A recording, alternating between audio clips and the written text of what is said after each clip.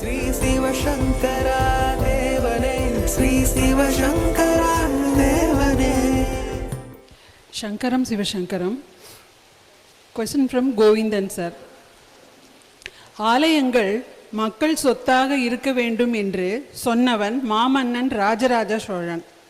ஏழைகளின் வீடுகளில் அடுப்பெரிய வேண்டும், அதே சமயத்தில் தஞ்சை பெருவுடையார் கோவிலில் தீபங்களும் தினந்தோறும் எரிய வேண்டும் என்ற எண்ணத்தில் ஒரு திட்டத்தை தீட்டிய மன்னன் தன் குடிமக்கள் ஒவ்வொருவருக்கும் ஆடுகளையும் மாடுகளையும் இலவசமாக வழங்கி அதில் வரும் நெய்யை வைத்து கோவிலில் தீபமேற்ற குடிமக்களை பணித்தான். தனது கணவன் கால்நடைகள் அனைத்தையும் வெள்ளத்தில் இழந்து வறுமையில் வாடிய ஒரு தாயிடம் எல்லாவற்றையும் இழந்த பின்பும் நீ மட்டும் எப்படி அம்மா ஒரு வாரம் நெய் தீபம் ஏற்றினாய் என்று மன்னன் கேட்டபோது என் தாய்ப்பாலை விற்று நெய் வாங்கி ஒரு வாரம் விளக்கேற்றேன் என்று அந்த தாய் பதில் சொல்ல, இது அரச பக்தியா அல்லது இறை பக்தியா? அக்காலத்தில் மன்னன் தான் மக்களுக்கு இறைவனாக வாழ்ந்தான் என்று இந்த நிகழ்வு நமக்கு உணர்த்துவதாக எடுத்துக்கொள்ள முடியுமா? இதுக்கெல்லாம் ஆத்தென்டிசிட்டின்னு சான்றுகள் எல்லாம் கிடையாது. பக்திங்கிறது என்னன்னு மக்களுக்கு புரிய வைக்கிறதுக்காக விதவிதமான எக்ஸாம்பிள்ஸ் அவங்க கிரியேட் பண்ணியிருப்பாங்க. பட் எல்லாரும் ஒத்துக்கிற ஒரு விஷயம் என்னன்னா, கோயில்களில் பூஜை ஒழுங்காக நடக்கணும், நடக்கலைன்னா நல்லதில்லை நாட்டுக்குன்ற மாதிரி. முன்னவனார் கோயில் பூஜைகள் முட்டிடின் சாமி இருக்கார் இல்லையா, அவர் முன்னவனார்னு நம்ம எல்லாருக்கும் முதல்லேருந்து இருக்கிறது. முன்னை பழமைக்கு முன்னை பழம்பொருள் அப்படிங்கிற மாதிரி. கோயிலில் பூஜைகள் முட்டிடின் தட்டுப்பாடு வரும் என்றால் மன்னருக்கு தீங்குல, அரசாங்கம் நல்லா செயல்படாது. வாரி வளம் குன்றும், மழைலாம் ஒழுங்காக பெய்யாதில் அதிகமாக பெஞ்சு காத்திருக்கும். காசனியில் கன்னம் களவு மிகுத்திடும், நாட்டில் போய் பித்தலாட்டம் இதெல்லாம் ரொம்ப ஜாஸ்தி இருக்கும். இதெல்லாம் யாரையும் அவனுக்கு சொன்னாங்கன்னா, என்னரு நந்தி எடுத்துரைத்தானே, சிவபெருமான்கிட்ட இருக்கிற நந்தி தான் எனக்கு இதெல்லாம் சொன்னார் அப்படின்னு சொல்கிறார். அதனால் கோயில்களில் பூஜை நடக்கணுங்கிறதுல யாருக்குமே சந்தேகம் கிடையாது. நீங்கள் காஞ்சிபுரத்தில் ஏகாம்பரேஸ்வர் கோயிலுக்கு போனீங்கன்னா, திரி ஏற்றுறதுக்கு அந்த பஞ்சு இல்லைன்னு சொல்லி ஒரு ராஜா அவனே அந்த விளக்கில் படுத்துக்கிட்டு தன்னை எரிச்சுக்கிட்டான் அப்படின்னு கூட ஒரு கதை இருக்குது. ஒரு ராஜா ஒரு திரிக்கு கஷ்டப்படுற மாதிரி இருந்திருக்கிறதுக்கு வாய்ப்பே இல்லை. But they wanted to glorify. அதே மாதிரி பல நேரங்களில் அவங்க கடவுளிடத்தில் தங்களுடைய பக்தியை காட்டுவதற்காக விதவிதமாக பண்ணியிருப்பாங்க. ஆனால் கடவுள் இது எதையுமே அவன் கேட்குறதே இல்லை. இந்த உலகத்தில் இருக்கிற எந்த ஒரு பொருள் கடவுள்து இல்லை. ஆனானப்பட்ட ஆதிசங்கரர் சாமியை கும்பிடணுன்னு பார்க்குறாரு. சிவனே, நான் உனக்கு அபிஷேகம் பண்ணணுன்னு நினைக்கிறேன்.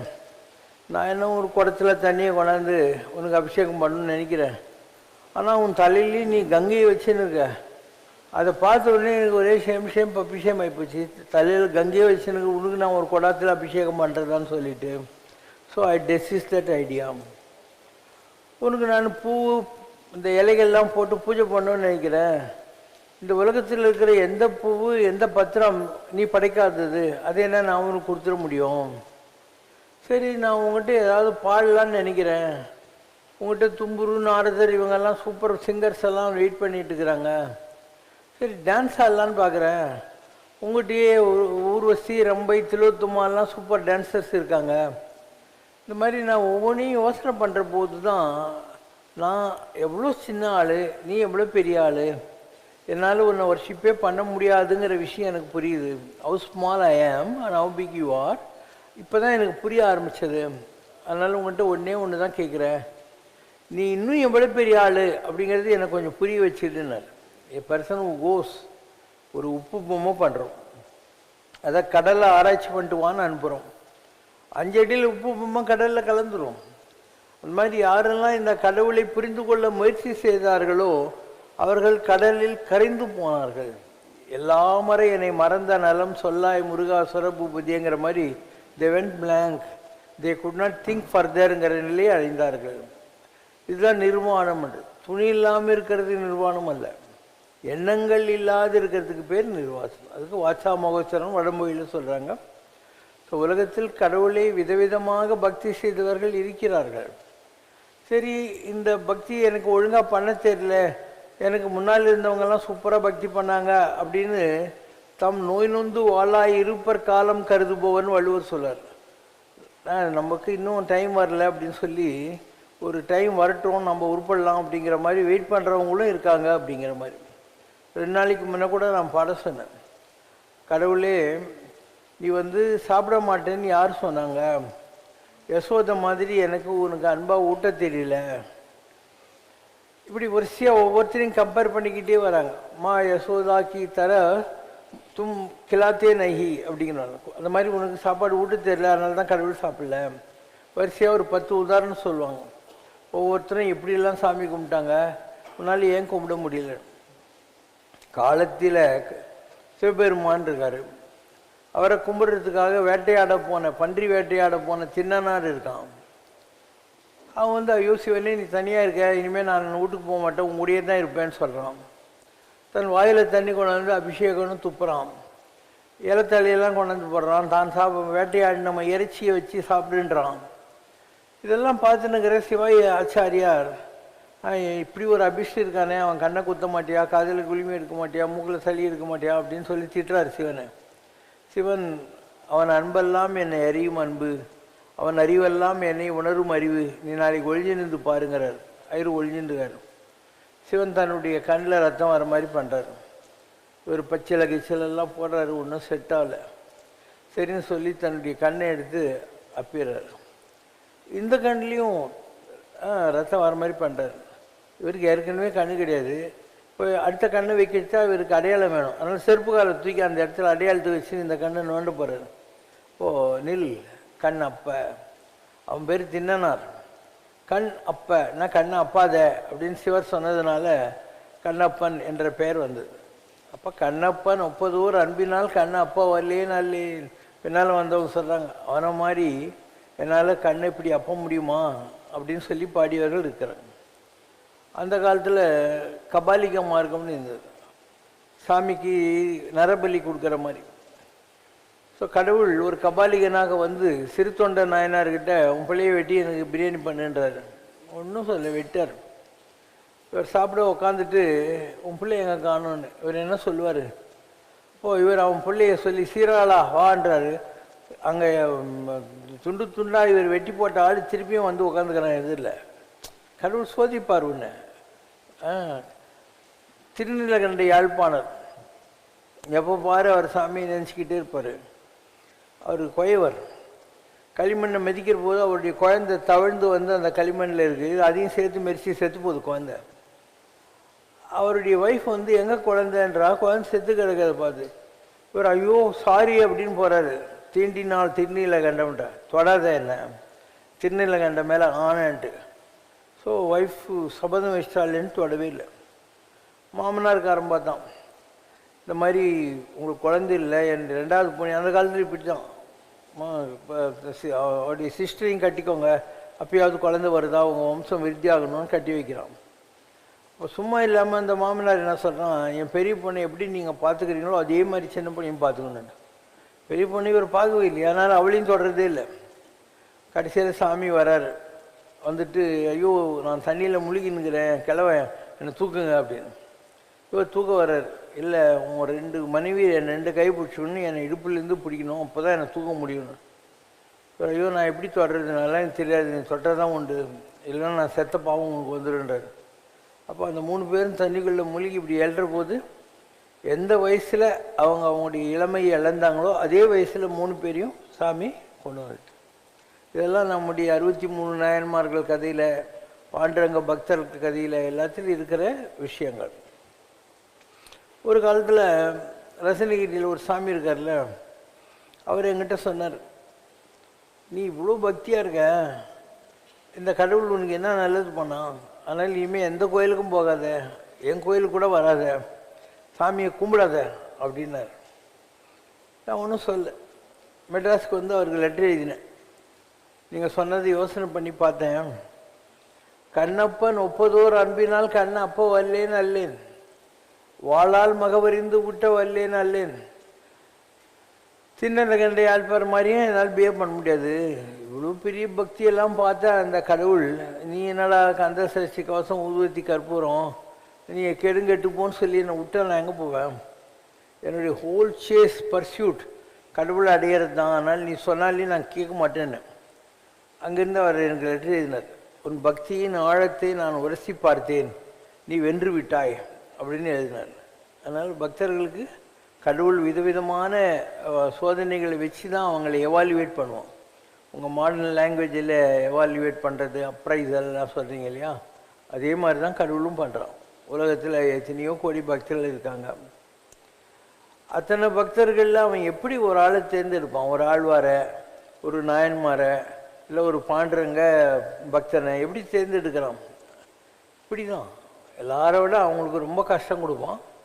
அத்தனையிலையும் அவங்க பாஸ் ஆகிட்டாங்கன்னாக்கா அவங்களுக்கு குளோரிஃபை பண்ணிடுறான். அதனால தான் இப்போ நாயன்மார்னால் உனக்கு தெரியுது, ஆழ்வார்னால் உனக்கு தெரியுது, பாண்டரங்க பக்தர்கள் யாரெல்லாம் இருந்தாங்களோ அவங்கள ஜெயதேவர் அவங்கள பற்றியெல்லாம் உனக்கு தெரியுது, மீராபாயை பற்றி தெரியுது. அவங்களாம் படாத கஷ்டமா? மீராபாய் ராஜஸ்தான் ராஜா ராணா இல்லை, அவனுடைய பொண்டாட்டி. அவள் கணவனுக்கு உள்ள டியூட்டியெல்லாம் ஒழுங்காக பண்ணி மனைவி ரோலில் நல்லா வச்சுருந்தான். ஆனால் மனசுக்குள்ளோ மதுராபுரியில் இருக்கிற கண்ணன் கூட கிருஷ்ணன் கூட குடுத்தனமே நடத்திக்கிட்டு இருந்தான். ஒரு செர்வன்ட் மெய்டு தாசிங்கிற பவனையில் அவள். அப்போது கடவுள் அவளை குளோரிஃபை பண்ணுறான். எப்படி? அக்பர் பாதுஷா மாறு வேஷத்தில் இவ பாட்டு பாடி டான்ஸ் ஆடுறா இல்லை? அந்த காலத்தில் ஒரு பாட்டெல்லாம் இருக்குது, மீரா எப்படியெல்லாம் டான்ஸ் ஆடினான்ட்டு. யாருக்கு தெரியும்? पग घुंघरू बांध मीरा नाची रे, पग घुंघरू बांध मीरा नाची रे। मैं तो अपने नारायण की हो गई आप ही दासी रे, पग घुंघरू बांध मीरा नाची रे। लोग कहे मीरा भई भावरी, सास कहे कुल नासी रे। मीरा के प्रभु गिरिधर नागर, सहज मिले अविनाशी रे, पग घुंघरू बांध मीरा नाची रे, पग घुंघरू बांध மீரா நாச்சிரே. இது அவர் பண்ண பாட்டு. எப்படி மீரா பைத்தியம் மாதிரி இருந்தா அப்படிங்கிற மாதிரி. இதே மாதிரி 100 பாட்டு கூட இருக்குது. உலகத்தில் இருக்கிறவங்களாம் என்ன பைத்தியம் சொன்னால் கூட பரவாயில்ல, நான் கிருஷ்ணனை விட மாட்டேன் அப்படிங்கிற மாதிரி ஒரு பாட்டு. அதுவும் மீரா பஜனில் இருக்குது. मेरे तो गिरिधर गोपाल दूसरों न कोई, मेरे तो गिरिधर गोपाल दूसरों न कोई। जाके सिर मोर मुकुट मेरो पति सोई, मेरे तो गिरिधर गोपाल दूसरों न कोई। कोई कहे कारो, कोई कहे गोरो, कोई कहे कारो, कोई कहे गोरो, लियो है अखिया को। कोई कहे हल्को, कोई कहे भारो, कोई कहे हल्को, कोई कहे भारो, लियो दे तराजू तो। மீரான்னு எல்லாருக்கும் ஏன் தெரியுது இல்லையா? ஸோ அந்த அளவுக்கு பெரிய பெரிய பக்தி காட்டினவங்கெல்லாம் இருக்கிறாங்க. அக்பர் பாதுஷா இதை பார்க்குற மாறுவேஷத்தில் வந்திருக்கான். Is so Impress. தன் கழுத்தில் இருக்கிற பெரிய காஸ்ட்லியான ஒரு ஜுவல்லை அந்த அம்மாவுக்கு கொடுத்துட்டு அவன் போயிடுறான். இதை பார்த்துட்டு அந்த ராஜாவுக்கு டவுட் வருது, எப்படி அக்பர் பாதுஷா அது உன் கழுத்துக்கு வந்துச்சு அப்படிங்கிற மாதிரி ஒரு கேரக்டர் அசாசினேஷன் அளவுக்கு போகுது. இப்போ அக்பரே சொல்கிறான், உன் மனைவி மாதிரி ஒரு உத்தமியை நான் பார்த்ததே இல்லை, நான் தான் மாறு வேஷத்தில் அவளுக்கு இதை கொடுத்துட்டு போனேன் அப்படிங்கிற மாதிரி சொன்னார். ஆண்டாள் இருந்தா, ஒரு சாதாரண ஐயர் விட்டு சின்ன பொண்ணு. ஆனால் பாரு, மானிடருக்கென்று வச்சு பச்சுப்பட்டின்னு வாழைக்கில்லைன்னு கண்டாய் அம்மா நாயின்னு சொல்லி எல்லா பெருமாளையும் பார்த்து 4 பேரை ஷார்ட் லிஸ்ட் பண்ணி லாஸ்ட்டில் ரங்கநாதரை பிடிக்கிறான். ரங்கநாதர் அந்த காலத்தில் இருந்தால் வல்லபதேவன் ராஜா கிட்ட சொல்லி ஸ்ரீவில்லிபுத்தூர்லேருந்து ஸ்ரீரங்கம் வரைக்கும் 2 பக்கம் மாவேல தோரணம் வாழை மரம் நட்டு அவளை பல்லக்களை தூக்கின்னு வர சொல்லி தன் கூட ஐக்கியப்படுத்திக்கிறான்.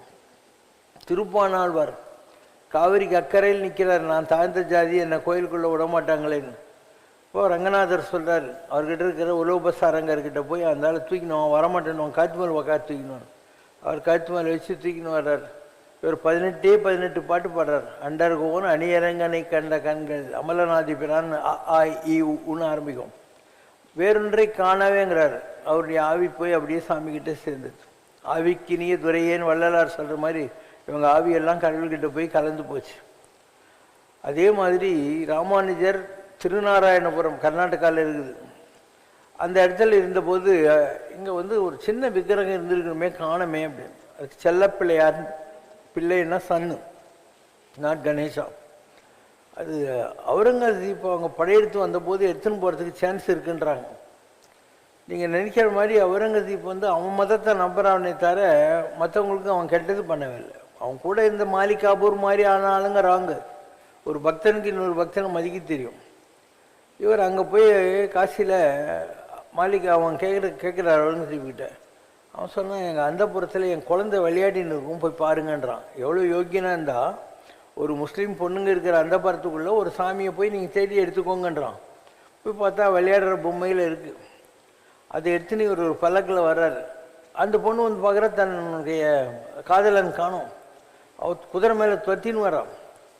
இவர் என்ன பண்ணுறாரு, அம்மா ஒன்று செய்யலாம், பல்லக்கில் நீயே ஏறி உட்காந்து குழந்தைய மைசூர் வரைக்கும் கொஞ்சினுவோம், அப்புறம் பார்க்கலான்ட்டான். ஸோ மைசூரில் பார்த்தா அவள் அப்படியே சாமி கூட மெர்ஜாய் போயிருந்தாள். அவளுக்கு பேர் என்ன, துல்கா நாச்சியார்.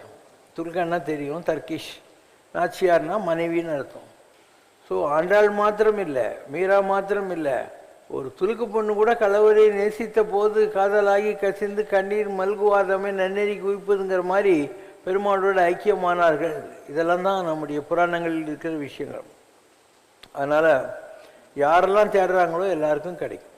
கபீர்தாசர் இருந்தார், அவர் குருவே கிடைக்காம கஷ்டப்பட்டார். அப்போ ராமானந்தர் தான் பெரிய குரு காசியில். அவர்கிட்ட போய் கேட்குறாரு, எனக்கு உபதேசம் கொடுங்க ராமநாமன். நீ துலுக்கு போய் அவனை கொடுக்க மாட்டேன்னு. இவர் என்ன பண்ணுறாரு, அவர் டெய்லி அந்த படியில் இறங்கி போய் கங்கையில் குளிப்பார்ல காசியில், அங்கே போய் படுத்துக்கிறாரு. அதில் கால் அவர் மேலே பட்டுடுது இருட்டில். அவங்க என்ன சொல்லுவாங்க, எப்பயும் ராம்தான்னு சொல்லுவாங்க, எனக்கு உபதேசம் கிடச்சிச்சுன்ட்டு. அவருக்கு எல்லாம் சித்தி ஆகி போகுது, யார், கபீர்தாஸ்க்கு. அப்போது நம்ம ஊர்லேருந்து இந்த காது இருப்பாங்க இல்லையா, நான் கேட்குற கேள்விக்கு விதை சொல்லலைன்னு சொல்லிட்டு, அப்படி ஒரு ஆள் அங்கே போகிறாரு. போய்ட்டு காசியில் இருக்கிறவங்களாம் பயந்து வர்றாங்க, இவன் நம்ம காதை அறுத்துடுவான், கேள்விக்கு பதில் சொல்லலைன்னு. அப்போ கபீர்தாஸ் சொல்கிறாரு அவர் குருக்கிட்ட, நீங்கள் போகாதீங்க, நான் அவன்கிட்ட ஃபண்டை போடுறேன். எப்படிறா, அன்றைக்கி எனக்கு உபதேசம் கொடுத்ததில்ல, எனக்கு பவர் வந்துச்சுன்றார். சரி ஒரு நாள் தானேன்னு வெயிட் பண்ணுறார் குரு. மறுநாள் அந்த ஆள் புலி மேலே உக்காந்துட்ருக்கான், இவர் ஒரு செவுத்து மேலே உட்காந்துக்கிறார். அவர் புலி மேலே வர்றார் கோரக்கர், இவர் இன்அனிமேட், உயிரில்லாத செவுறு இல்லை, அதுவும் மூவ் பண்ணி வர்றார். அவன் பார்த்துட்டு என்னை மன்னிச்சிருங்க அப்படின்னு சொல்லிட்டு ஓடியே போகிறான் காசியை விட்டு. இது எப்படி முடியுது? ஒரு குருவை விட அந்த குரு மேலே வைக்கிற நம்பிக்கை, அவர் கொடுத்த மந்திரம் எனக்கு சித்தியாகுங்கிற ஒரு ஃபெய்த்து வர்றபோது வருது. அவர் பெரிய சீரியஸ் பர்சனாக இருந்தார் கபீர்தாஸ். இந்து முஸ்லீம் அப்போ முஸ்லீம்ங்க ஆண்டாங்க இல்லையா, அதனால் அந்த ஒற்றுமைக்காக பாடுபட்டார். அவர் இறந்தபோது முஸ்லீமுங்க அவர் எங்கே ஆளுன்னாங்க, இந்துக்கள் எங்கே ஆளுன்னாங்க. அவர் மேலே இருக்கிற வெள்ளை சாதரை எடுத்து பார்த்தா ஒன்று ரோஜா பூ தான் இருந்தது. So he set I am common to ஆளுங்கிற மாதிரி. அவருடைய மறு அவதாரம் இல்லையா, அதுதான் ஷிரடி பாபா. அவரை எல்லோரும் கேட்குறாங்க, ஷிரடி தான் ரொம்ப கஷ்டமான ஊர், வறண்ட ஊர், உள்ளே வரணுன்னாவே ஆற்றை தாண்டி தான் வரணும், நீங்கள் ஏன் இந்த ஊருக்கு வந்தீங்கன்னு. அவர் இந்த இடத்த தோண்டுங்கன்றார். தோண்டி பார்த்தா அங்கே ஒரு விளக்கு எரிஞ்சிட்டு இருக்குது, ஒரு ஆள் ஜட நிஷ்டையில் உட்காந்துக்கிறார். அப்போ அவர் சொல்கிறார், இதுக்கு முன்பிறவியில் நான் கபீர்தாசராக இருந்தேன், இப்போ என் குருவாக இருந்த ராமானந்தருடைய சமாதி இது, ஸோ என் குருவை தேடி நான் ஷிரடிக்கு வந்திருக்கேன் அப்படின்னு சொன்னார். இப்போ நீங்கள் ஷிரடி பாபா கோயிலுக்கு போகிறீங்க இல்லையா, அது பெரிய கோயில், அதுக்கு முன்னால் ஒரு மரத்துக்கிட்டு இருக்கு இல்லையா, அதுதான் அந்த இடம், அந்த விளக்கெரிஞ்சிக்கிட்டு இருந்த இடமுங்கிறது. வாரியார் சுவாமி வள்ளிமலைக்கு திருப்பணி பண்ணுறாரு.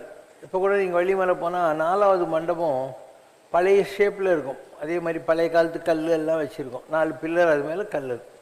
மற்ற மண்டபமெல்லாம் மாடர்னாக கான்கிரீட் போட்டு பூவெல்லாம் வரைஞ்சி இருக்கும். ஏன் அந்த மாதிரி அவங்க அதை திருப்பணி பண்ணிகிட்டு இருக்கிற போது அந்த கொல்தனார் இருக்கா இல்லையா, அவன் மயங்கி விழுந்துடுறான். வாரியார்கிட்ட போய் சொல்கிறாங்க, அவர் முருகனை ஜபம் பண்ணி தண்ணி தெளித்து எழுப்புறாரு. அப்போ அவன் சொல்கிறான், உள்ளே ஒரு விளக்கு எரிஞ்சின்னு இருக்குது, யாரோ ஒருத்தர் தவத்தில் உட்கார்ந்து இருக்காருன்னு. இப்போ ஏன் அந்த மாதிரி பண்ணுறாங்க, வள்ளிமலைக்கு படியேறி போகிறவங்க தன் தலைமையில நடந்து போகிற போது அவங்களுக்கு முருகர் கிரேஸ் பண்ணணும் அப்படின்ற சங்கல்பத்தில் இவங்க கீழே உட்காந்து தவம் பண்ணிக்கிட்டு இருக்கிறாங்க. அப்போ அதை அப்படியே விட்டுடுங்கன்னார் வாரியார் சுவாமி. இப்படி எத்தனை உதாரணங்களை சொல்ல முடியும். இந்த உலகத்தில் கடவுள் நம்பினவர்களுக்கு ஏதோ ஒரு வகையில் படி அளக்கலாம் அப்படிங்கிறதுக்காக 1000 உதாரணங்கள் இருக்கின்றன. நான் சொன்னதெல்லாம் ரொம்ப கம்மி. அண்ட் அந்த கபீர்தாஸ் இருக்கார் இல்லையா, அவர் தான் ராம் சூரத்குமார் சாமி. காஞ்சியில் பரமாச்சாரியார் இங்கே செங்கல்பட்டுக்கிட்ட லெக்சர் கொடுத்துன்னு இருக்காரு. அப்போ தூணுக்கு பின்னால் ராம் சூரத்குமார் சாமி ஒளிஞ்சின்னு கேட்டுருக்காரு. அப்போது காஞ்சி பெரியவர் சொல்கிறார், கபீர்தாசராக இருந்தவர் இப்போ நம்ம பிரவச்சனம் கேட்டுருக்கார் தெரியுமா உங்களுக்கு அப்படிங்கிறாரு. அதான் ராம் சூரத்குமார் சாமி. அதே மாதிரி காஞ்சி பெரியவர் ஒரு நாள் காரை அனுப்புகிறார், திருவண்ணாமலையிலேருந்து சாமியாரை கூட்டணுவான்னு. அவர் ரெடியாக பூட்டிட்டு மைண்ட் கம்யூனிகேஷன் அவர் நமஸ்காரம் பண்ணிட்டு எதிரில் உட்காராரு, பெரியவர் இங்கே உட்காந்துருக்காரு. 2 பேரும் அப்படியே இருக்காங்க. ஒரு 5 நிமிஷம் ஆன உடனே அவர் நமஸ்காரம் பண்ணி திருப்பியும் கிளம்புறாரு. கார் எடுத்துன்னு போனவங்ககிட்ட கேட்குறாரு, நாங்கள் என்ன பேசணும் உங்களுக்கு தெரியணுமாங்கிறார் விசிறி சாமியார். இதை ஒன்றுமே பேசலீங்கண்ணா. இல்லை நாங்கள் எல்லாம் பேசிட்டோம். அவர் கேட்டார், உன்ன மாதிரியே ராமநாமத்தை ஜபம் பண்ணின ஒருத்தர் கோவிந்தபுரத்தில் எங்கள் மடத்தில் சங்கராச்சாரியாராக இருந்தவர் ஒருத்தர் அங்கே இருக்கார், ஜீவசமாதி. அதனால் நீ அங்கே போயிருக்கியா, நான் உனக்கு வசதியெல்லாம் பண்ணித்தரேன், நீயே ராமநாமம் தானே ஜபம் பண்ணுறேன்னு கேட்டார். நான் இல்லை, திருவண்ணாமலையே எனக்கு நல்லா தான் இருக்குன்னு சொன்னேன். அப்படின்னா ஆசீர்வாதம் சொன்னார். இது 2வது. அப்போ கபீர்தாசராக இருந்தவர் இந்த பிரிவில் ராம் சூரத்குமாருங்கிற உடம்புல இருக்கார். இப்பயும் அவர் ராம்நாம் தான் சொன்னார். அண்டு காசியில் தான் அவரும் பிறந்தார். அந்த க்ளோஸ் ப்ராக்சிமிட்டிங்கிறோம் இல்லையா, அந்த மாதிரி வந்தார். அதுக்கப்புறம் ஷிரடி பாபா வந்தார் இல்லையா, அந்த ஷிரடி பாபா ஷிரடிக்கு ஏன் வந்தான போது தான் நான் சொன்னேன், என் குருநாதர் அங்கே இருக்கார், அதனால் அந்த ராமானந்தருடைய சமாதியை தேடி நான் இந்த ஊருக்கு வந்திருக்கிறேன் அப்படின்னாரு.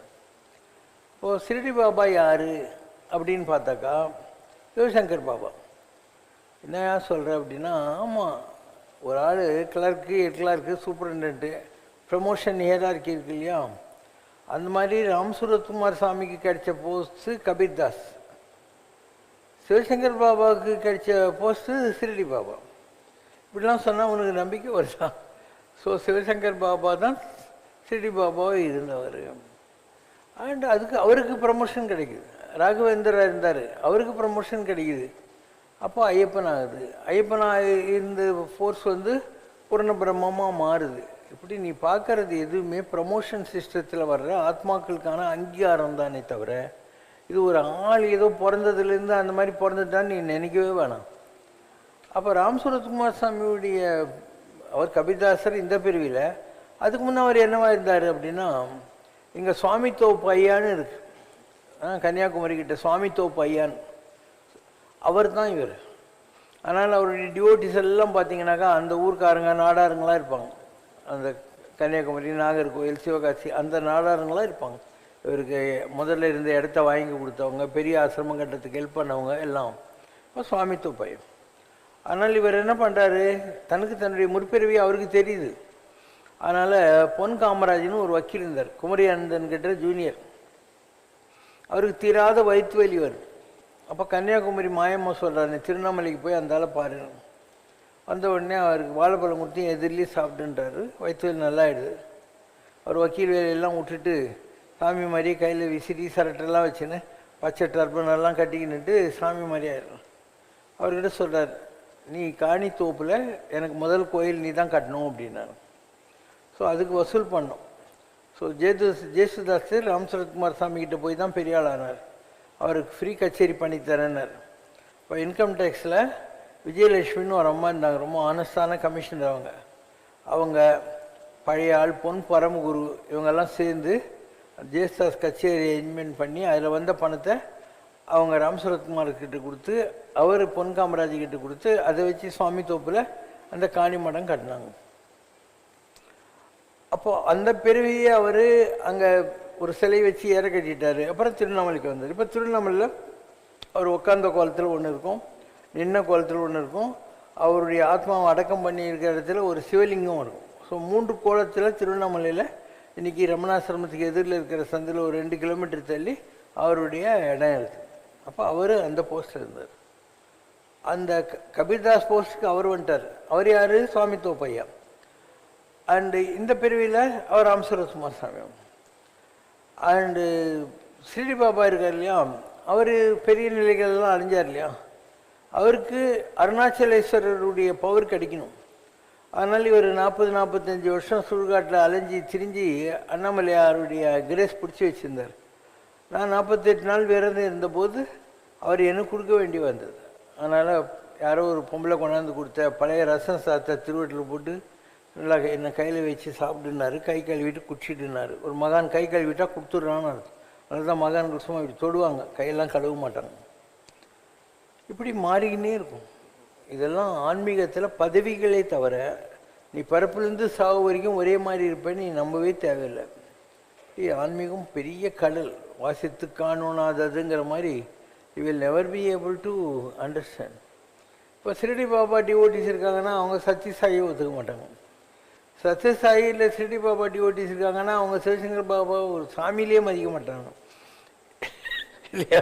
இவங்க மதிச்சா என்ன, மதிய கட்சியா, நாம் யார் அப்படிங்கிறது நமக்கு தெரிஞ்ச போகிறோம் இல்லையா. It's a question of our realising. அதனால தான் அதுக்கு என்ன பேர்? செல்ஃப் ரியலைசேஷன் பேர். நீ புரிஞ்சிக்க முடியாது, I will know, self will realise who is that அப்படிங்கிற மாதிரி. அதனால் ஆன்மீகம் எதுக்களாலும் எடுத்த மொழியாலும் சோதிக்கிற பாஷை இல்லை, அது ஜோதி சம்பந்தப்பட்ட விஷயம். உன்னை உருக்கி உள்ளொளி பெருக்கி அப்படின்னு உள்ள ஒரு ஜோதி இருக்குது, அதை நாம் மேலே ஏற்றுறோம். அந்த மற்றவர் உள்ளிருந்து ஓம் நமச்சிவாயனுங்கிற நிலையே நாம் அடையிறோம். பெரிய சப்ஜெக்ட். நீங்கள் இன்னும் அதுக்கு தேடலை, நீங்கள் யாருமே இன்னும் அந்த நிலைகளை தேடலை. பட் நான் திங்கிறாங்க, உங்களால் யாருக்கும் உபதிரவம் இல்லாமல் நீங்கள் இந்த உலகத்தில் உங்கள் குழந்தை குட்டிங்களை பொண்டாட்டி பிள்ளை குட்டிங்களை பார்த்துன்னு இருந்தால் அதுவே போகிறோம். சாமி ஆகிட்டு அதில் உனக்கு நிறைய சங்கடங்கள் தான் வரும். நீ நினைக்கிற மாதிரி ரெக்கக்னிஷன்லாம் கிடைக்காது இல்லையா. ரெக்கக்னிஷன் கிடைக்காது. நீ பிள்ளையாருன்னு நினச்சின்னு இருப்ப. மரத்தடியில் பிள்ளையாரை வச்சு தேங்காய் உடைக்கிறவனும் இருப்பான், உதுவத்தி காட்டுறவனும் இருப்பான். ஒரு காலத்துக்கு போகிற நாயும் இருக்கும். அதனால் உன்னை பாப்பான்னு ஒத்துக்கிறவனும் இருப்பான், உன்னை தப்பாக திட்டுறவனும் இருப்பான். நாய் அடிக்கிற மாதிரி. அதுக்கு மரத்தடியில் உட்காந்துக்கிற பிள்ளையார் அப்படின்னா சொல்ல போகிறாரு. அதனால் இதெல்லாம் மக்களுக்கு புரியாத ஒரு பாஷை. ஒரு ஆள் இருந்தான், அவன் கடவுளை தேடிக்கிட்டே இருந்தான். இந்த பிள்ளையாரை கும்பிட்டான். பிள்ளையார் தான் எல்லாரும் கும்பிடுறாங்கன்னு நினச்சான். அந்த நாய் போனது பார்த்தான். பிள்ளையாரை விட நாய் தான் பெருசு, பிள்ளையார் மேலேயே போகுது அப்படின்னு நாய் பின்னால் போனான். நாய் மேலே ஒருத்தன் கல் அடிச்சான். அதை பார்த்துட்டு நாய் மேலேயே, பிள்ளையார் மேலே போகிற நாய் மேலேயே கல் அடிக்கிறான், இவன் தான் இப்படி சுற்றி சுற்றி அவனுக்கு எந்த விடையுமே கடைசி வரைக்கும் கிடைக்கவில்லை அப்படின்னு ஒரு கதை இருக்குது. அதனால் இது எதுவுமே அவரவர் அனுபவம் அவர் தாமே அறிவது. அவனவனுக்கு ஒரு எக்ஸ்பீரியன்ஸ் வரும், அதை வச்சு தான் அவங்க கடவுளை புரிஞ்சுக்குவாங்க. அவரவர் இறையவர், குறைவிலர் இறையவர். நீ எந்த கடவுளை கும்பிட்டாலையும் அதில் எந்த குறையும் கிடையாது. அவரவர் தத்தமது அறிவகை சென்று அடைய நின்றன. ஒவ்வொருத்தருக்கும் ஒரு பிரெயின் கொடுத்துருக்கார் கடவுள், அதை வச்சு தெரிஞ்சுக்கலாம். அப்போ அந்த அறிவுன்றது என்ன? அறிவினால் ஆவதுண்டோ பெரிதின் நோய் தன்னோய் போல் நோக்கா கடை. அறிவிருந்து என்ன பிரயோஜனம்? It's a useless tinsel unless நீ மற்றவங்களுடைய கஷ்டத்தை பார்த்து வருத்தப்படுறது. மண்பதை கிறங்கும் சென்புல காவலுங்கிற மாதிரி மற்றவங்களுடைய பார்த்து மண்ணுலகில் உயிர்கள் வருந்தும் வருத்தத்தை ஒரு சிறிதினும் கண்ணுற பார்த்தும் காதுற கேட்டும் கனமேனும் சகித்திட மாட்டேன் வல்லார். இவ்வருத்தம் தீர நீ அருளுதல் எந்தாய்ங்கிறார். இந்த கஷ்டப்படுற முடியல, என்னால் ஆனாலும் இந்த கஷ்டம் போகிறதுக்கு நீ எனக்கு அனுகிரகம் பண்ணு. நீ லட்டு பூந்தி கேட்குற, ப்ரமோஷன் கேட்குற, வீடு ஸ்கூட்டர் கேட்குற. வள்ளலன்னு கேட்டார், இந்த ஜனங்க படுற கஷ்டத்தை பார்க்க முடியலப்பான்னு. சரி, ஜனங்க கஷ்டத்தை தான் அவர் கேட்டாருன்னா இல்லை, வாடிய பயிரை கண்ட போதெல்லாம் வாடினேன். ஒரு பயிர் வாடி இருந்தால் கூட ஐயோ அப்படின்னு. ஒரு முல்லை செடி படருவதற்கு கொழுகொம்பின்றி தவிக்கிறது. பாரி மன்னன் என்ன பண்ணுறான், கடையேறு வள்ளல ஒருத்தன் தன் தேரை விட்டுட்டு அது மேலே அந்த தேர்த்து போயிடுறான், நடந்து போகிறான் அரண்மனைக்கு. ஒரு மயில் குழுவில் நடுங்குது.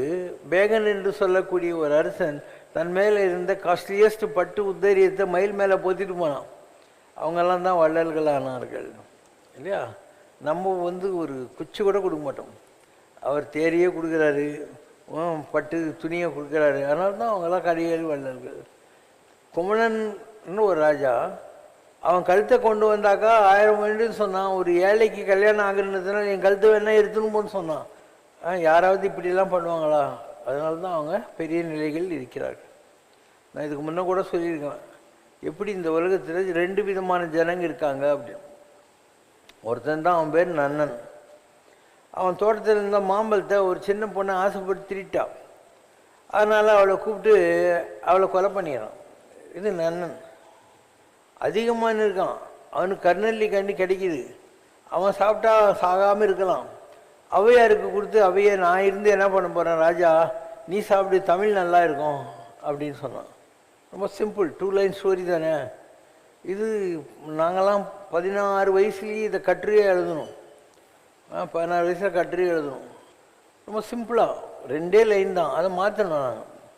வானுலகம், அரசவை, விண்மீன் விளக்குகள் வெளிச்சம் தருகின்றன, வெள்ளி நிலா வெண்கொற்ற குடையாகிறது, காற்று கவரி வீசுகிறது, மேக மெத்தைகள் இட்டு அரியாசனத்தில் அரசன் வந்து அமர்கிறான். அதிகமான் வாழ்க, கொடை கொடுக்கும் கோமான் வாழ்க, வாழ்த்தொலி இடிகளை நாணச் செய்கிறது. அப்போது வானவில் விரிப்பிலே, உனக்கு தமிழ் தெரிஞ்சால் தான் நான் இப்போ என்ன சொல்லியிருக்கலாம் புரியும். You have to take your mind to the scene in the skies. வானவில் விரிப்பிலே வயதால் தளர்ந்த பாதம் பதித்து முதியவள் ஒருத்தி வருகிறாள். அவள் புதியவள் அல்ல, பழையவள். அதிகன் கையில் கனியொன்று மினுகிறது. அவன் கனியை பார்க்கிறான். கனிவோடு அந்த தமிழ் மூதாட்டியை பார்க்கிறான். அவையே, இது சாவா மருந்து, மூவா மருந்து, இதை தாங்கள் அமுது செய்தரல வேண்டும். அதிகமான் வாழ்க, கொடை கொடுக்கும் கோமான் வாழ்க, வாழ்த்தொலி இடிகளை நாணச் செய்கிறது. காட்சி மாறுகிறது. அதே அரசவை. விண்மீன் விளக்குகள் அணைகின்றன. வெள்ளி நிலா வெண்கொற்ற கொடை முறிந்து விழுகிறது. மேக மெத்தைகிட்டு அரியாசனம் குமுறுகிறது. இதெல்லாம் காற்றோ புயலாகி சீர்கிறது. நன்னன் வாழ்க, எங்கள் மன்னன் வாழ்க, குரல்கள் நடுக்கோடு ஒலிக்கின்றன. யாரெங்கே அந்த கனிகவர்ந்த கல்வியை இழுத்து வாருங்கள். அவன் முன்னால் ஒரு சிறு பெண் இழுத்து வரப்படுகிறாள். அந்த பெண்ணின் பெற்றோர்கள் வந்தார்கள். அவள் வசந்த பருவத்தில் கால் வைத்திருக்கும் வாசமலர், கொய்து விடாதே, அவளின் தங்க உடலின் எடைக்கு எடை தங்கம் தருகிறோம். அழுதார்கள், அரட்டினார்கள். கண்ணீர் கல்லை என்ன செய்யும்? ஒரு கனியை அறியாது உண்டதற்காக ஒரு பருவக்கனி சாவின் கரத்திலே விருந்தாக்கப்படுகிறது. 2 கதைகள், 2 கனிகள், 2 அரசர்கள், 2 பெண்கள். இப்பொழுது எதற்காக இந்த பழங்கதை என்று கேட்கிறீர்களா? பழைய அரிசிதானே சுவையான சோறாகும். இன்று இங்கே நம் கண்ணெதிரே எத்தனை அதிகமான்கள் இருக்கிறார்கள், எத்தனை நன்னன்கள் உலாவுகிறார்கள். இந்த கணக்கெடுப்பில் தானே வாழ்க்கையின் பொருளே பொதிந்திருக்கிறது. அதுதான் 2 லைன். இப்பெல்லாம் இந்த காலத்து பசங்களுக்கு தமிழ் தெரியுமா? தமிழ் தெரிஞ்சா இந்த மாதிரி எழுத முடியுமா அவங்களாலலாம்? மெல்ல தமிழ் நீ சாகும், அந்த பேதை உரைத்தான் பாரதி சொன்னால. அதுதான் உண்மை. பாரதியார் இந்த 19th century எண்ட்லேயே தமிழ் சாக ஆரம்பிச்சிச்சு. அதே மாதிரி இலக்கியத்தில் 18ஆம் நூற்றாண்டு 19ஆம் நூற்றாண்டு வரைக்கும் எல்லாம் மணிப்பிரவாளம்னுவாங்க. ஆனால் வணக்கம்னு சொல்ல மாட்டாங்க. நாங்கள்லாம் பிறந்த காலத்தில் கூட ஆனந்த வடனில் வணக்கம்னு சொல்ல மாட்டான். உபய குசோல பரி அப்படின்வோம். உபய குசோல பரினா வணக்கம்னு அர்த்தம். இப்படி தான் தமிழ் இருந்துச்சு. அதை கிராஜுவலாக மாற்றி கொண்டாந்ததில் எழுத்தாளர் சுஜாதாவுக்கு ஒரு பேர் உண்டு. அவர் ரொம்ப மாடர்ன் பண்ணார், சயின்ஸ் ஃபிக்ஷன்ஸ் கொண்டு வந்தார், ஜனங்களே இது பண்ணார். அதுக்கப்புறம் சாண்டில்யன், யவன ராணி, இந்த மாதிரியான நல்ல நல்ல சரித்திரம்.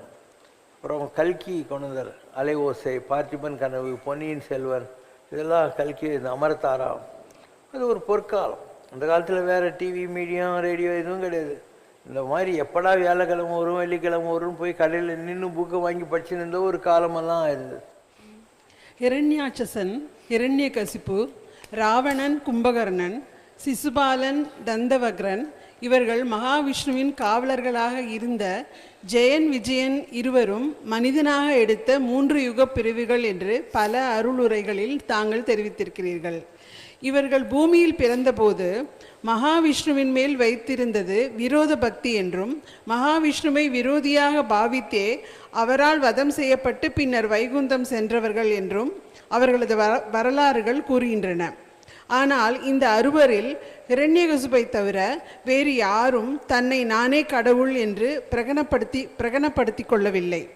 ஆனால் ஹிரண்யகசிப்பு மட்டும் தன்னை நானே கடவுள் என்று பிரகடனப்படுத்தி கொண்டான். ஹிரண்யகசிபுவின் இந்த பிரகடனம் அகம் பிரம்மாஸ்மி தத்துவமசி என்று நமது வேதங்கள் சொல்லும் நிலைப்பாட்டுக்கு எதிர்மறையானதா? அப்படியானால் நானே கடவுள் என்று தன்னை பிரகடனப்படுத்தி கொண்ட ஹிரண்யகசிபுவின் பக்தியை எவ்வாறு விரோத பக்தி என்று சொல்ல முடியும்? அவங்க எல்லாருமே அந்த உலகத்தில் ரொம்ப பவர்ஃபுல்லாக இருந்தவங்க.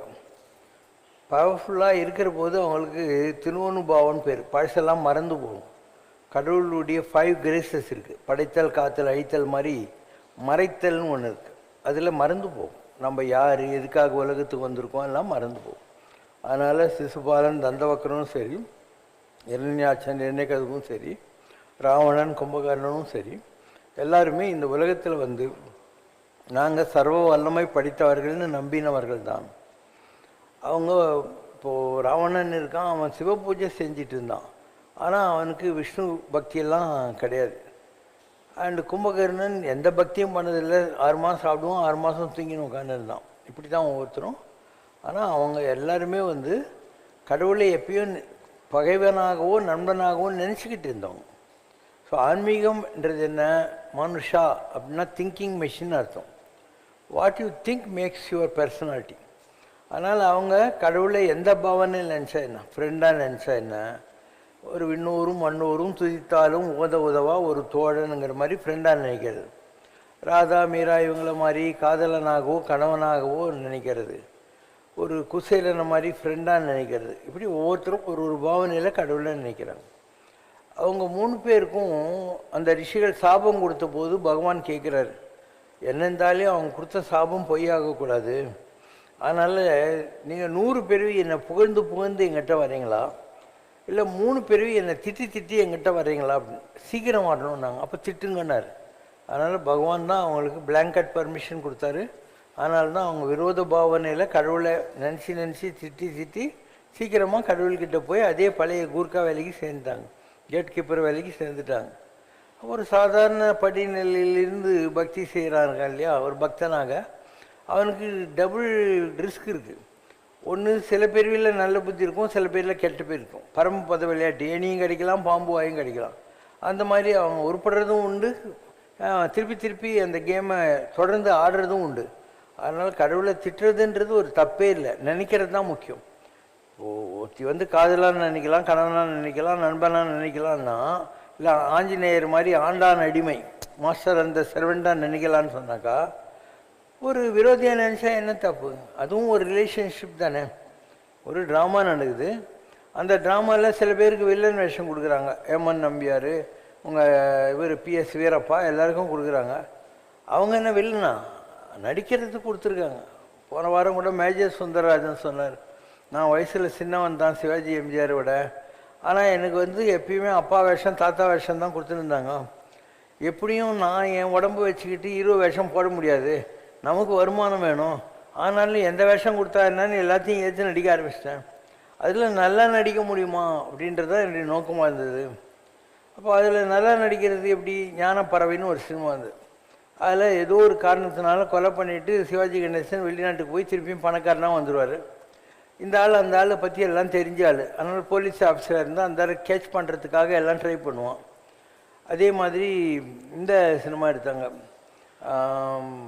அதில் வந்து மேஜர் சுந்தரராஜன் அண்டு சிவாஜி 2 பேரும் உயர்ந்த மனிதன். அதில் 2 பேரும் ஈக்குவலாக வந்து கம்பீரமாக இருக்கும். அவங்க 2 பேரும் டைலாக் டெலிவரி நடக்கிறது கொள்றதெல்லாம். அதனால் எந்த வேஷம்ன்றது முக்கியம் இல்லை, அதை எவ்வளோ அழகாக செஞ்சு பேர் வாங்குறோன்றது தான் முக்கியம். படையப்பா சினிமா வந்துச்சு, அதில் ஒரே ஒரு ஆள் வருவான், யார் இந்த ஜோசியெல்லாம் சொல்கிறான்னு ஒருத்தன், அவன் காமிக் ஆக்டர். அவன் வந்து அந்த பாம்பு புத்துக்குள்ளே எப்படி கையை விட்டிங்கான்னுவான். அவள் தான் ஒரே டைலாக் தான், ஒரே டைலாக். ஆனால் அது நின்றுடுச்சு அந்த சினிமாவில். அதே மாதிரி மகளிர் மற்றும் சினிமா, அந்த சினிமாவில் நாசர் வந்து மேனேஜர், அவங்ககிட்ட 3 கேர்ள்ஸ் இருப்பாங்க, எல்லார்கிட்டையும் வலிவான். அப்போது ஒரு ஆள் அங்கே காது கேட்காதால் இயரிங்ஸ் மாட்டின்னு உட்காந்துப்பான், சீனுன்னு பேர் அவங்க. லாஸ்ட் சீனில் கமல்ஹாசன் ஓனர் அவர் வெளிநாட்டிலேருந்து வந்து இறங்குவார். இப்போ நாசர் வந்து அவங்க மேலே தப்பு சொல்கிறதுக்காக முயற்சி செய்வான், அவங்கெல்லாம் தப்பு பண்ணாங்க அப்படி இப்படின்னு சொல்லுவான். அப்போ இவன் இயர்ஃபோன் எடுத்துகிட்டு எனக்கு காது நல்லா கேட்கும், நான் ஸ்பை, எல்லாம் அப்பப்போ இங்கே நடக்கிறதெல்லாம் நான் முதலாளிக்கு அமெரிக்கா கமல்ஹாசனுக்கு அனுப்பிச்சுன்னு இருந்தேன் அப்படின்னு. அப்போ கமல்ஹாசன் எனக்கு எல்லாம் தெரியும்னுவான். அந்த மாதிரி ஒன்றுமே டைலாக் பேசாமல் கடைசி வரைக்கும் இயர்ஃபோனை மாட்டின்னு இருந்த ஒரு கேரக்டர் நிற்கிதா இல்லையா? அதனால் நீ என்ன கேரக்டர் செய்கிறன்றது முக்கியம் இல்லை, அதை எவ்வளோ அழகாக செய்கிறன்றது முக்கியம். அதனால் what is important is how you perform, not how long you perform. அருமறையனை ஆணோடு பெண்ணனை கருவிடம் மிக உண்டயம் கண்டனை. அருமறையனை ஆணோடு பெண்ணனை கருவிடம் மிக உண்டயம் கண்டனை புரிவெண்டூலனை. ओम जय शिव शंकर रे स्वामी जगत परिपालक रे आदि शंकर अवतारा अनाथ रक्षक रे. ओम जय शिव शंकर रे. அன்னையும் தந்தையும் நீரென்றறிந்தும் அன்பில் நனைகின்றோம் சுவாமி, அன்பில் நனைகின்றோம். ஆசானும் இறையாகிய தேவா நின்னடி பணிகின்றோம். ஓம் ஜெய சிவசங்கரரே. கைலையை பன்முறை வலம் வந்தாய் ஓ கருணாகர கீர்த்தி சுவாமி, கருணாகர கீர்த்தி. மயிலையில் நின்று வரம் தருகின்றாய் மங்களகர மூர்த்தி. ஓம் ஜெய சிவசங்கரரே. அம்மையோடு அப்பனென வந்தவர்க்கு மங்களம், ஆசானும் தெய்வமுமாயானவர்க்கு மங்களம். இத்தனை துயர்கள் எல்லாம் தீர்ப்பவர்க்கு மங்களம். ஈஸ்வராவதார சிவசங்கரர்க்கு மங்களம்.